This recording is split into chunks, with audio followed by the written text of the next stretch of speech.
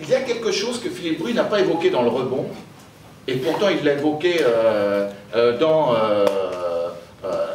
le bilan, dans le constat, c'est la dégradation du dialogue social avec quand même 75 jours de grève, sauf erreur de ma part, en 2014. Or, et c'est la principale cause des suppressions de trains, avec la maintenance du matériel.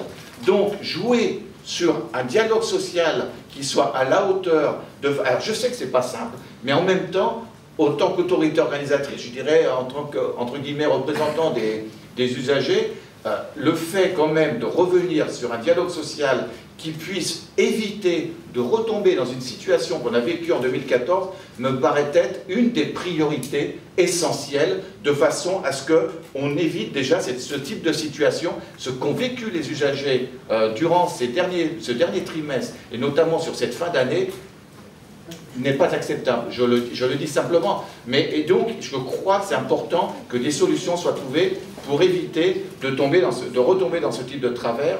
Et de même, je crois qu'il faut qu'on arrive à faire en sorte que, eh bien, sur les travaux, ça soit mieux intégré dans la façon dont sont exploités les trains. Et c'est là où je dis où la transversalité est mauvaise, c'est que lorsqu'on fait les travaux, on sait que ça génère des difficultés. Il y a des travaux sur l'infrastructure, ce n'est que bien, ce n'est que mieux, mais en même temps, encore faut-il que ça soit bien intégré dans le plan de circulation. De toute évidence, là, il y a des difficultés. Et puis, on est sur un réseau qui est encore vieillissant, même s'il y a beaucoup de travaux qui s'opèrent. Et à partir de là, ça demande certainement qu'il y ait des équipes qui soient capables d'avoir une certaine réactivité lorsqu'il y a des dérangements. Or, on constate également qu'à chaque fois qu'il y a des dérangements, eh bien, ça a tendance à durer un peu trop dans le temps.